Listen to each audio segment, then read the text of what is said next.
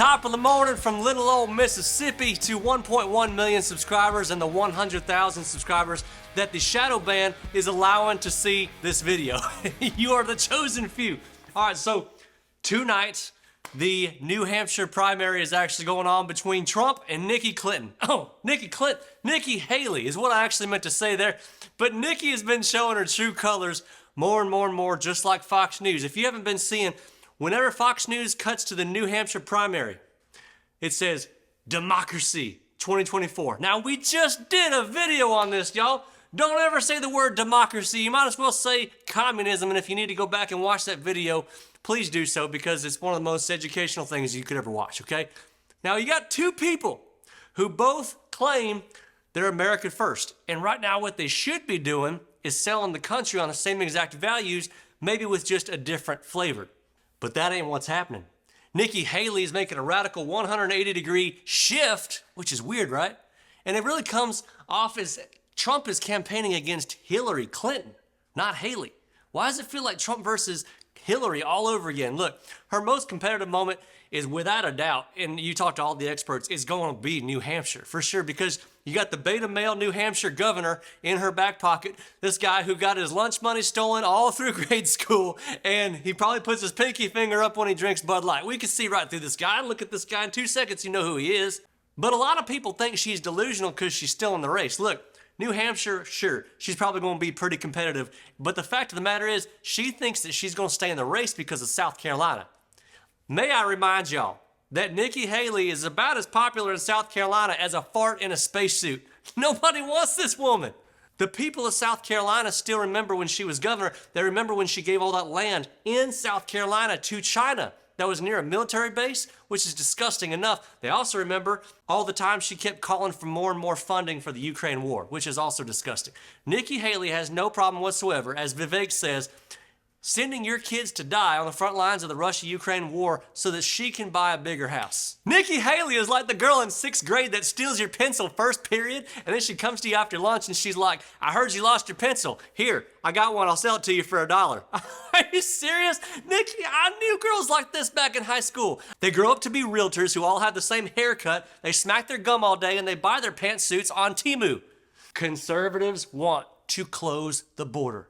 Conservatives want to stop supporting warmongers. If Nikki Haley gets off on sending kids to war, she can send her sons first. Mine are staying right here in Mississippi. We want to kill and destroy the entire woke movement. We want to kill and destroy DEI. And we want to find the cabal, and we want to prosecute them. And I think capital punishment would be the nicest thing we could possibly do for some of these people. I think Nikki Haley is the rhino's last chance, y'all. They're trying to bring back the old do-nothing Republican Party. And if the Speaker of the House, McCarthy, has taught us anything, it's that those days are over. Now, this is a perfect time for our sponsor, BackyardButchers.com. There was a time I was held prisoner of war inside of a subdivision. When you get married, you don't have much money. You're just trying to do your best. I didn't have a guy. I didn't have a guy I could go to for a half cow, whole cow, whatever. I didn't have any internet knowledge of who I could ship out for meat that's not injected with a bunch of crap. It actually was made right here in the USA until Backyard Butchers comes along. So look, go to backyardbutchers.com/buddy. They're gonna give y'all 20% off your order. Non-woke, great companies. I love supporting them. Switching gears here. As far as Trump's VP goes, I think that's gonna probably be announced. I don't know. I'd announce it in May. If I was him.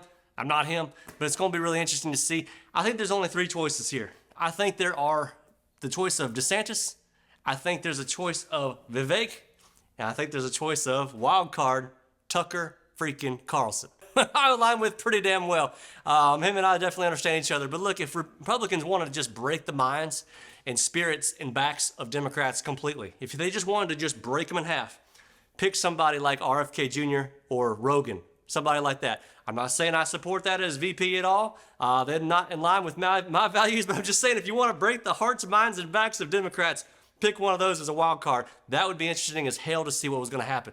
I've already heard that Trump himself, when he gets asked by all the people he trusts, he just called Glenn Beck last week. He goes, who would you put as VP? And Glenn said, Vivek. He goes, this is the interesting part. Trump said, everybody that I ask, which is really good that he's getting counsel, shows that he's growing. He says, everybody I ask, Vivek is number 1. Ain't that interesting? Because they're like, He's the face of the Republican Party in the future. He's 38 years old. My thing is, I don't know that I want a 38-year-old. I'm 41. I can't imagine running the country in the free world right now. 38 years old. If something happens to Trump, it's just taking over the keys like day one, being that young. I want gray hair without dementia. Is that not too much to ask for? Gray hair, no dementia. Somebody that ain't been in politics for over 50 years. Matter of fact, any politician that's been in office over like 12 years, I don't trust. That's just a personal thing. 12 years, I feel like at that point you've been poisoned, and if you haven't, you've done a damn miraculous job, because it seems like 99.9% of all of them get screwed up after about 12 years. But anybody besides Joe who doesn't know his pecker from a bag of Doritos, yo, Haley's just gonna fund more wars. She's gonna let the cartel run the southern border, and she ain't gonna stand up to the coming push for digital currency whatsoever. Let's talk about Nikki Haley again after the South Carolina primary in late February. Hopefully, we're never talking about her again at all. You know, if Nikki Haley was a movie, it would go straight to DVD. That's what I'm trying to tell y'all. Don't feed the rhinos. Y'all be good. God bless you.